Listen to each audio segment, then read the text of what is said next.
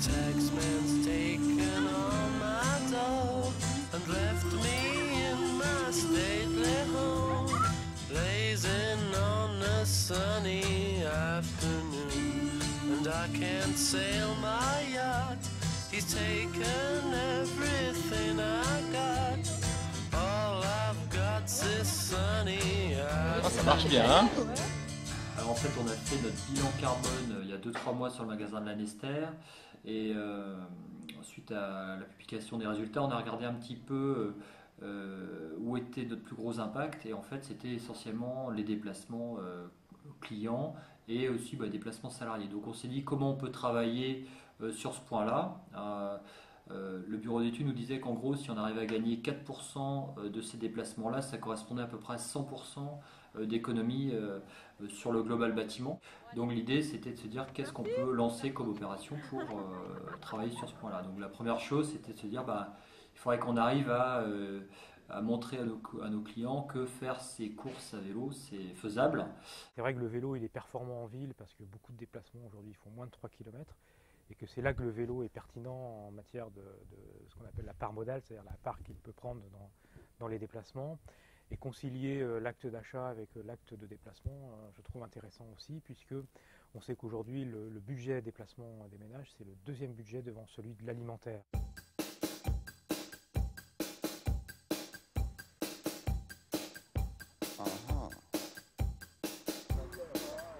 Qu'est-ce que vous faites à vélo alors? Les courses, les promenades, les sorties du week-end, vraiment la totalité de ce qu'on fait. Et qu'est-ce qui a été le déclic en fait de passer? Vous êtes passé d'un mode voiture à un mode vélo? Le budget, vraiment le budget. Alors, la crise a ce bénéfice, c'est qu'elle ramène les gens un peu plus près de leur porte-monnaie, et on se pose des questions, et du coup on fait des choses qui sont intéressantes en fait.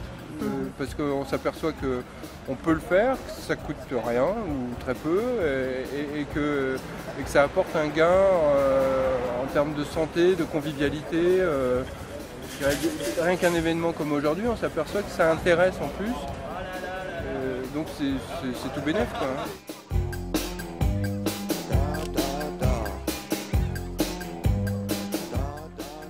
Alors ce vélo-là qui est à côté, là, c'est un vélo que j'ai fabriqué il y a à peu près 1 an pour expérience, et avec lequel je fais effectivement mes courses pour une famille assez importante, toutes les semaines quasiment.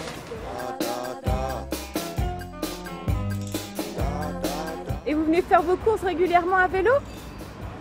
On commence à les faire à vélo. Maintenant qu'on a des assistances électriques. D'accord, ok. C'est bien? Ouais.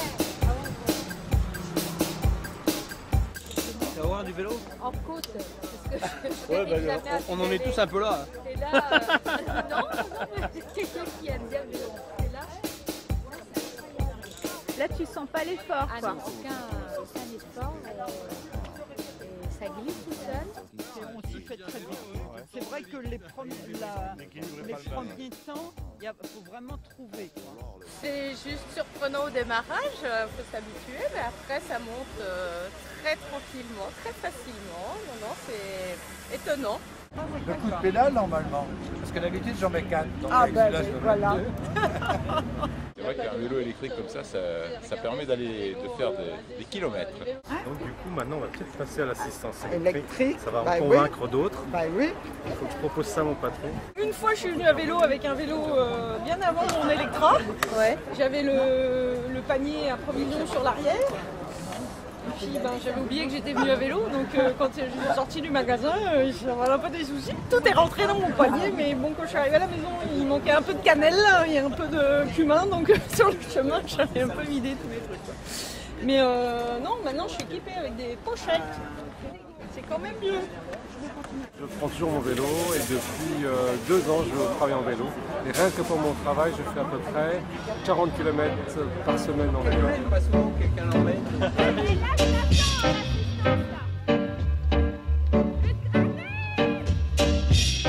C'était démentiel. Il est évident qu'on va devoir rentrer en transition. Et parmi les pistes, il il y a effectivement le transport, les déplacements. Il y a 1 milliard de voitures. On a franchi le cap de 1 milliard de voitures. Imaginons le volume de CO2 que tout ça dégage. Donc évidemment, ce n'est pas la solution avec un L majuscule, mais c'est une des solutions parmi une multitude d'autres, qui toutes vont dans le sens d'une transition et d'un autre type de développement.